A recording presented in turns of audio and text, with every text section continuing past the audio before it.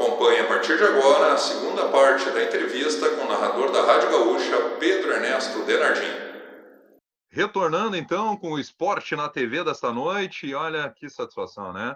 Um grande convidado, um bate-papo assim que a gente poderia ter 10 programas que não contaria talvez nem 1% da grande história de Pedro Ernesto Denardim, um dos maiores locutores esportivos, narradores esportivos do Rio Grande do Sul, do Brasil, uma história espetacular aí no jornalismo esportivo, também, né? Cronista esportivo lá, vice-presidente da SEG, né, Pedro?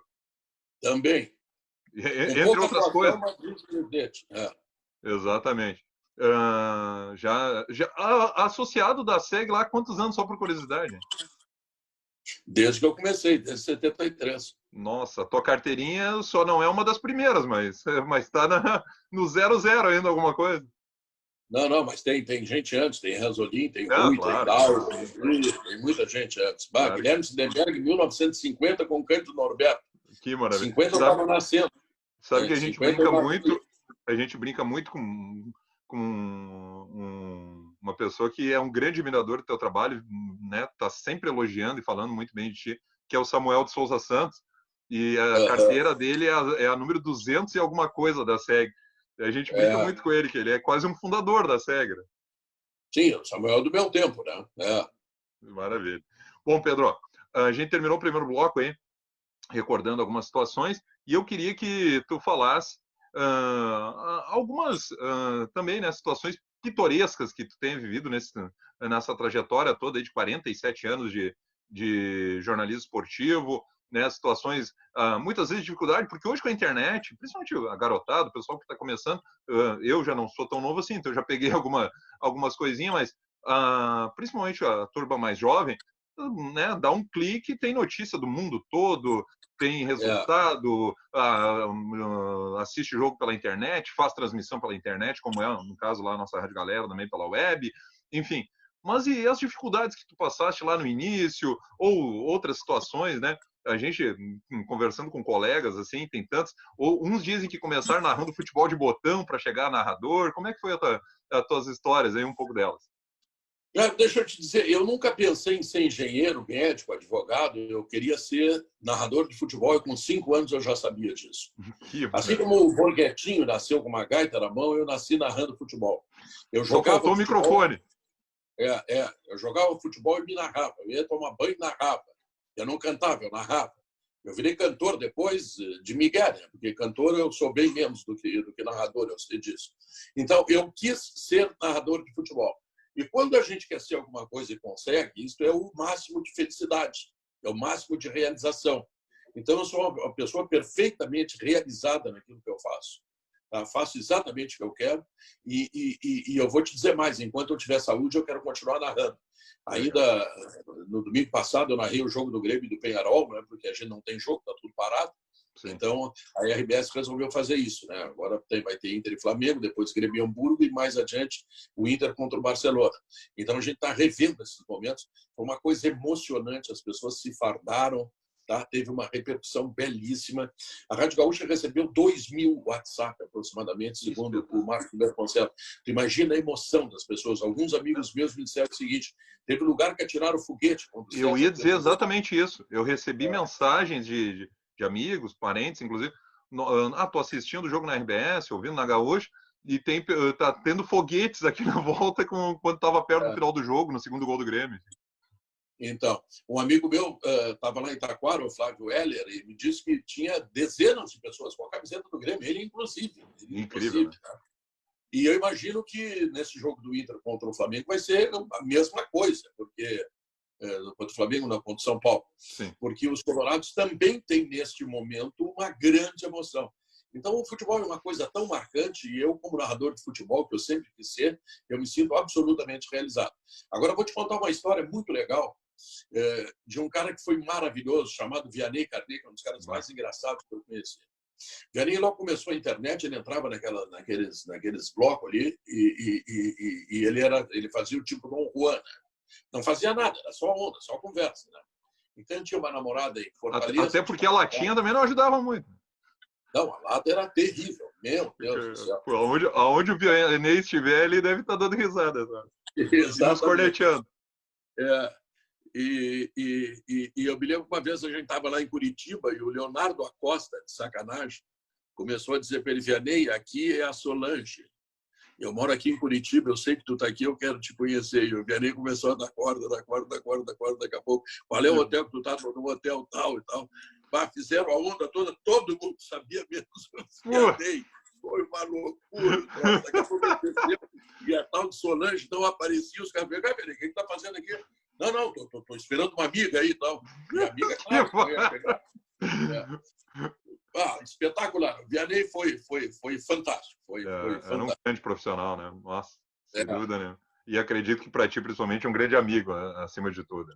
Sim, eu comecei junto com o Vianney, né? Nós começamos mais ou menos juntos, naquela época de 1970 e alguma coisa, né? Claro. Ele, o Darcy Filho também. O Darcy Filho foi um grande companheiro também, até hoje, né? Um grande companheiro. Atua na Grupo Pampa lá, né? O Pato Mori também. O Pato Mori era um grande jogador de futebol e tinha campeonato da SEC na época, né?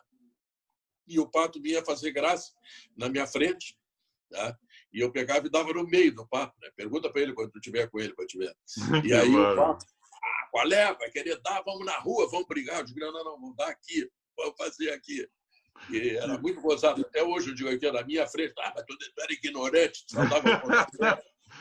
Que maravilha. Pedro, a partir de que momento você assume como narrador número 1 na Gaúcha? Porque até a Libertadores 95 ali, até tem os registros aí, o Ranzolin, né? Ele narra aí da final da Libertadores do Grêmio, eu acho que o Mundial também contra o Ajax, mas em 96, por exemplo, já acabamos de falar há pouco, no título brasileiro de 96 do Grêmio já é você na narração. É a partir desse ano ali de 96 que você assume como narrador, digamos, número 1 da Gaúcha? Exatamente. Eu tinha saído para ir para... Nós abrimos a Rádio Sucesso, depois a Bandeirantes, que na época chamava-se Difusora, né? Isso mesmo. E aí eu voltei para ser repórter em 1986, ano da Copa do Mundo do México, e fui para o México como repórter. Em 1990, o Ranzolin decidiu que eu ia ser o narrador substituto dele, tá? O que, obviamente, não contentou os outros que estavam lá, no caso, o Haroldo e o Brau. O Haroldo ficou bravo, foi para Guaíba. Se não der, eu vou sair. Os caras podem sair. E ele foi para Guaíba, né? E eu fiquei como segundo do Ranzolin. Em 95, o Ranzolin fez o último jogo dele, foi Grêmio e Hamburgo. Grêmio e Hamburgo, é isso? Grêmio e Ajax. Grêmio e Ajax, é. Eu fui naquele jogo, eu fui a Tóquio, mas eu fui via Madrid, onde eu narrei o jogo do Ajax contra o Real Madrid. O Ajax fez 4-0 no Real Madrid. Era uma máquina. Ele foi aplaudido. O Ajax foi aplaudido de pé pelos 70, 80 mil torcedores do Real Madrid lá no estádio de Madrid. Só para te ter uma ideia do que era o Ajax naquele momento. E eu fui lá, e eu ia fazer a programação toda e o Ranzolin ia narrar o jogo. Foi o último jogo do Ranzolin. Aí, a partir do outro ano, chegou o Grenal, ele me chamou: vem cá, tia, é o primeiro Grenal que vai fazer e tal. Então, de que, Ranzolin? Larguei, estou fora. E aí, ali, exatamente em 96, depois com o título do Grêmio nesse Campeonato Brasileiro, gol do Ailton, e aí, bom, de lá para cá, estou eu aí, né? Isso já são 24 anos comandando o microfone, né, da Gaúcha, hein, com grandes histórias. E como tu lembraste, Jairo, eu vivendo este momento de maioridade, né?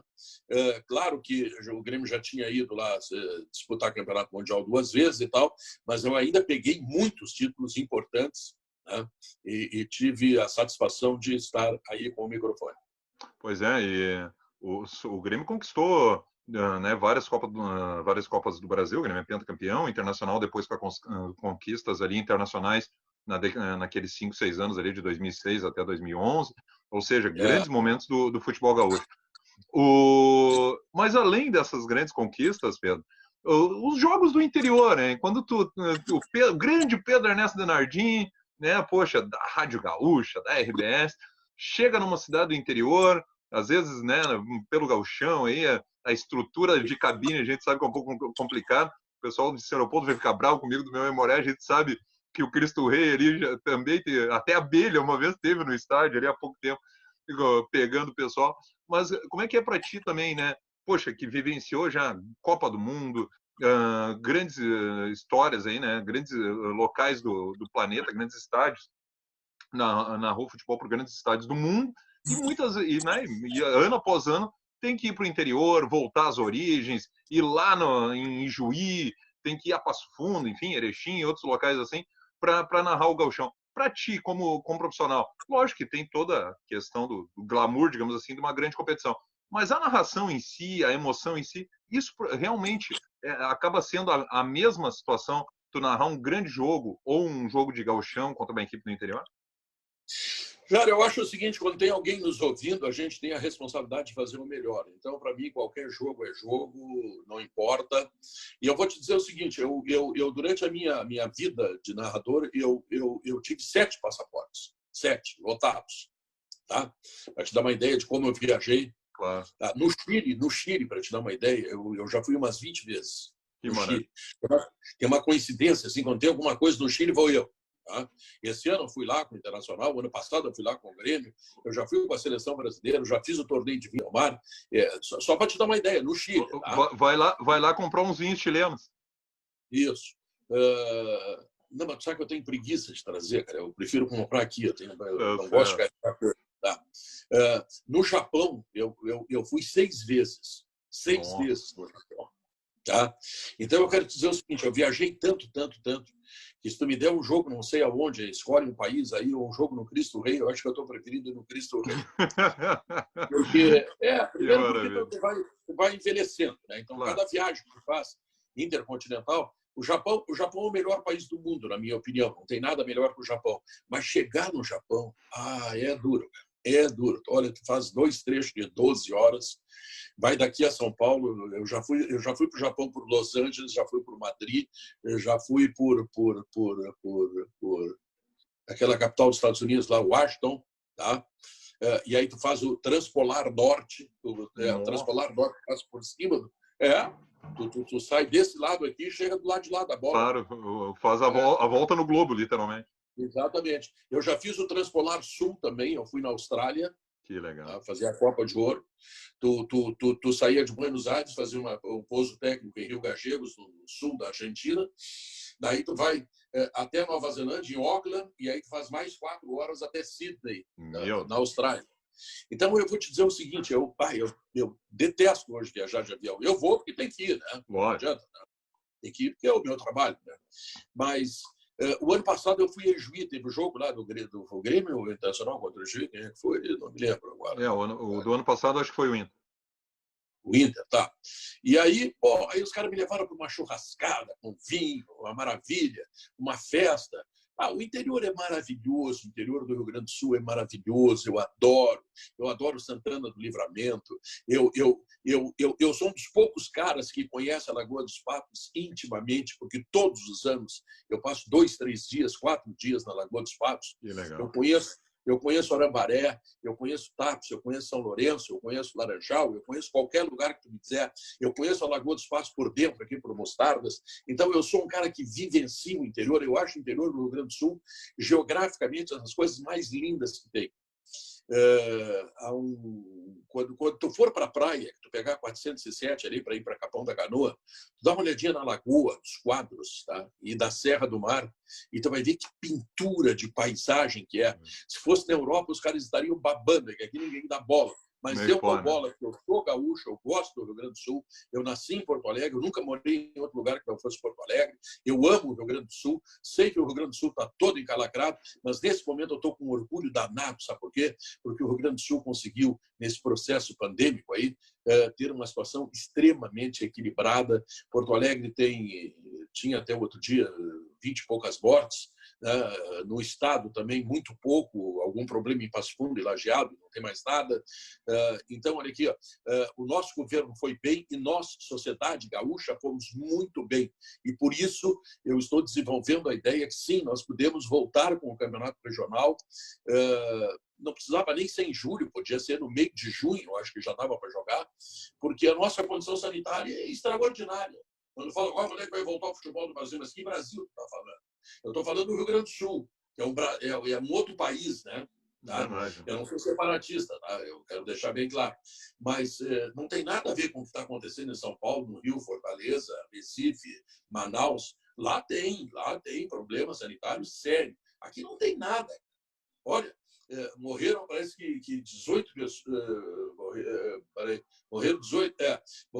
Não, morreram, não sei, perto de 30 pessoas em Porto Alegre. Não sei exatamente o número. Exato. Só para te dar uma ideia, uma informação do prefeito de Porto Alegre, eu não sabia. Por mês morrem em Porto Alegre 1.000 pessoas. Nossa. 1.000 pessoas. Morrem de tudo, né? De Claro, velho, de atropelamento, de assassinato. Sei lá, de Covid morreram 30 em 60 dias. Ou seja, nós temos o mais absoluto controle sanitário. Isso me dá um orgulho. Eu sou um gaúcho orgulhoso do que nós estamos fazendo como sociedade. Estamos nos cuidando. Ah, mas estava a orla cheia. Ah, mas para aí. A sociedade somos todos nós. Né? Em termos gerais, nós estamos muito bem. Estamos muito bem. Né? Como é que está aí em São Leopoldo? Tá bom? Tá bom? Não, tá bem controlado, felizmente, né, Pedro? Tem os seus problemas, lógico, alguns casos, mas até agora teve uma morte só em São Leopoldo. Pois é, tu vê. E então, quantas felizmente mortes está muito bem controlado. E tu procura pesquisar quantas mortes por outras razões aconteceram em 2 meses aí em São Leopoldo. Exatamente. Morre nego todo dia, cara. Tá sempre morrendo gente. E, infelizmente é da vida, né? Pedro, É da vida, claro. Quando o Pedro Ernesto é chamado de gremista pelos colorados, quando o Pedro Ernesto é chamado de colorado pelos gremistas, e o pessoal vai para as redes sociais, esse Pedro é isso, é aquilo, por causa de uma opinião. Como é que tu recebe isso? Isso chega para ti de alguma forma? Ou tu já, né, com a tua experiência, já passa por cima, enfim, não dá mais bola para as críticas, né? Muitas vezes, a maioria, claro, de torcedores. Claro, a rede social permite que o cara escreva o que quer. Né? Claro. Essa é a primeira coisa. Quando o cara não é mal educado, ele acha só que eu sou gremista ou colorado, eu tenho sobre ele uma admiração muito grande, porque ele é meu ouvinte. Ele está dizendo que eu sou gremista ou colorado porque eu disse alguma coisa que ele não gostou do clube dele. Então, ele está me ouvindo. Tá? Ele conclui que eu sou gremista ou colorado, não faz diferença para mim. Tá? O que faz diferença é quando o cara é mal educado, que diz uma série de palavrões, essa coisa toda. E aí, por vezes eu deleto, e outras vezes eu digo parabéns pela educação que a tua mãe te deu. Tá certo. E quando críticas vêm aí sim, de diretores da diretoria de Grêmio Internacional, ou daqui a pouco de técnicos que não gostaram de uma declaração tua, o Renato é muito polêmico, né? Apesar de ser um grande amigo, mas às vezes vai lá numa coletiva, bate de frente, enfim. Como é que chega isso para ti também? Como é que tu trabalha isso? Até porque, né, o Pedro Ernesto é uma referência no Rio Grande do Sul, dentro do jornalismo esportivo, dentro da narração esportiva, no principal meio de comunicação do Rio Grande do Sul, que é a RBS, a Rádio Gaúcha. Como é que é para ti também quando isso vem aí ou de alguém da direção de Grêmio Internacional ou até mesmo dos técnicos, enfim, jogadores? O Renato bateu de frente comigo o ano passado, né? Ele recebeu uma informação errada do assessor dele, estava irritado e deu uma entrevista. Aí, no outro dia, eu liguei para ele: vem cá, te desfez teu assessor aí, que ele é um imbecil. Porque eu me dou muito bem com o Renato. O Renato, inclusive, exatamente. Só para te dar uma ideia, ele já foi jantar lá no meu sítio 4, 5 vezes, que ele está sozinho. Aí o Gauchinho me liga: Pedro, vamos fazer um churrasco, tá? Para ninguém ficar com ciúme, o Daír já foi lá também, claro. O Marcelo Medeiros foi lá. O meu sítio é para uma reunião de amigos, tá entendendo? É para isso que eu uso, né? Para a gente se aproximar, porque afinal nós trabalhamos juntos. Quando o dirigente não gosta de uma crítica, eu te digo o seguinte: ninguém gosta de crítica, tá entendendo? Quando o cara me dá um pau, tá? Ele pode ser educado, e a maioria das pessoas, felizmente, são educadas, mas eu prefiro receber elogio, tá? Como qualquer um de nós, né? Os nossos telespectadores, nesse momento, melhor receber elogio. Então, quando o cara recebe uma crítica, e as críticas, por vezes, é errada, a gente erra, claro que erra. Às vezes, tu tem uma informação, essa informação não se confirma. Às vezes, tu tem uma informação, essa informação não interessa ao clube que saia. Então, claro que o dirigente fica irritado, por vezes te liga, outras vezes te dá um pau no ar, essa coisa, mas isso faz parte do jogo, né? Porque se nós podemos criticá-los, eles também podem nos criticar. Nós também erramos, nós também cometemos exageros. Enfim, a gente é humano, né? Tipo assim, o Jair do Cuba também erra.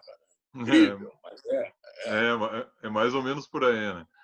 Pedro, a gente já está encaminhando o encerramento da nossa entrevista. Quase uma hora já de bate-papo, viu? O sei que pessoal estava da direção começando. da TV vai querer minha cabeça, mas é uma maravilha. É, Contigo a gente podia ficar uma semana direto falando.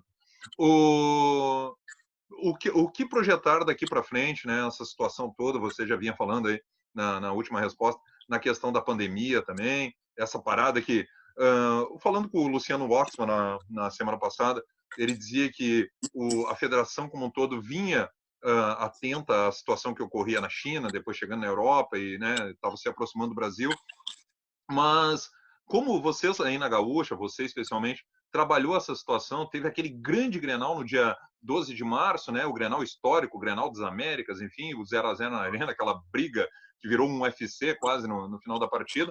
Mas aí depois para tudo, né? Logo depois tem a rodada do final de semana ainda sem torcida e depois para tudo. Então, como é que vocês trabalharam esse momento? Você especialmente trabalhou esse momento de parada. Como é que está sendo esse momento agora de pandemia, de parada do futebol? E o que projetaram para o retorno?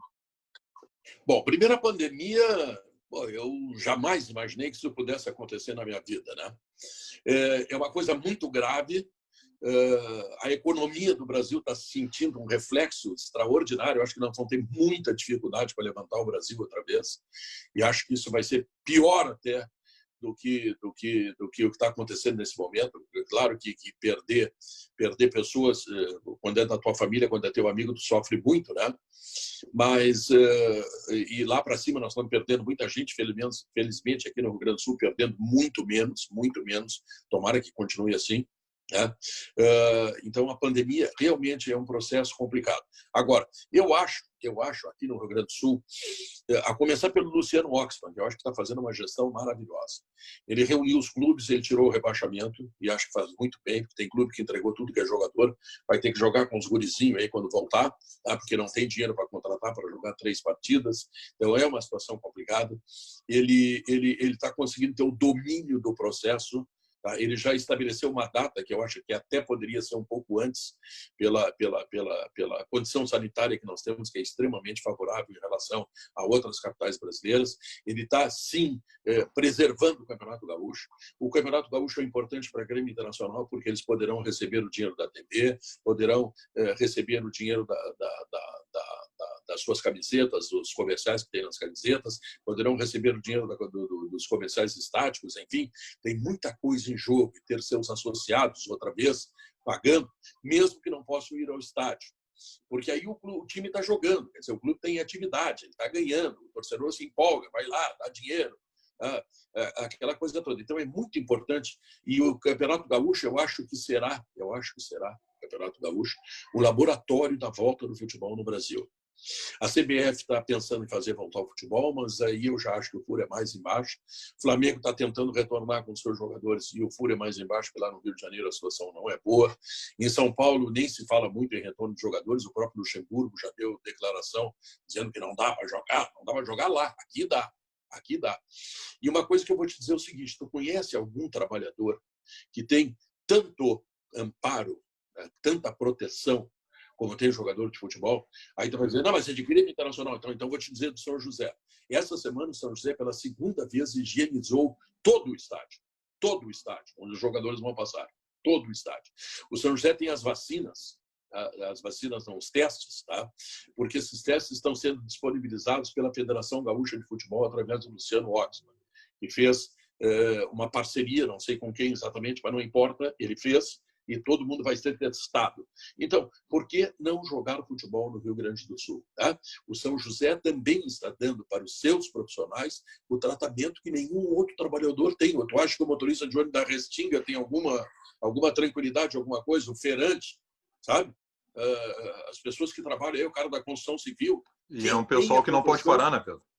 Claro, não pode parar, mas quem tem essa proteção que o jogador de futebol tem? Ou como disse Eduardo Cudê, acho que disse muito bem, eu nunca tive tão protegido como quando eu estou dentro do Beira-Rio, e é verdade. Exato.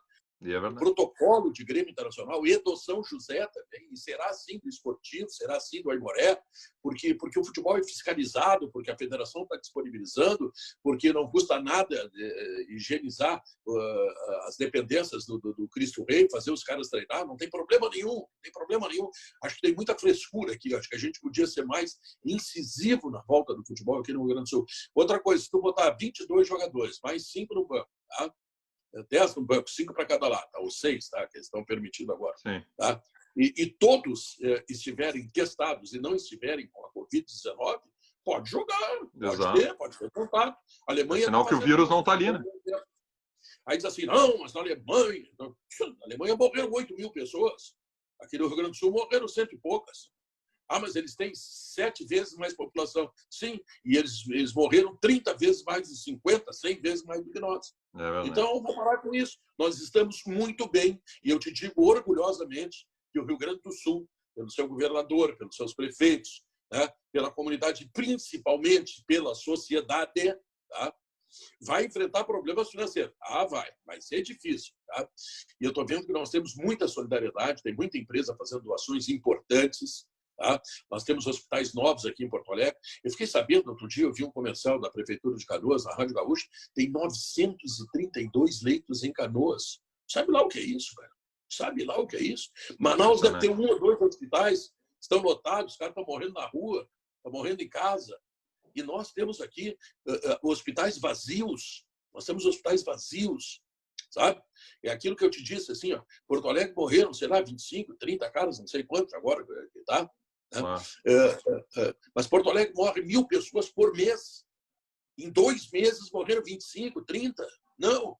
Olha, a nossa condição sanitária, claro que eu lamento as 25 ou 30 mortes, eu lamento os parentes que ficaram sofrendo, porque é muito difícil a gente perder o parente querido, mas, Cátia, a nossa situação é muito, muito melhor do que tudo que nós estamos vendo aí, graças a Deus.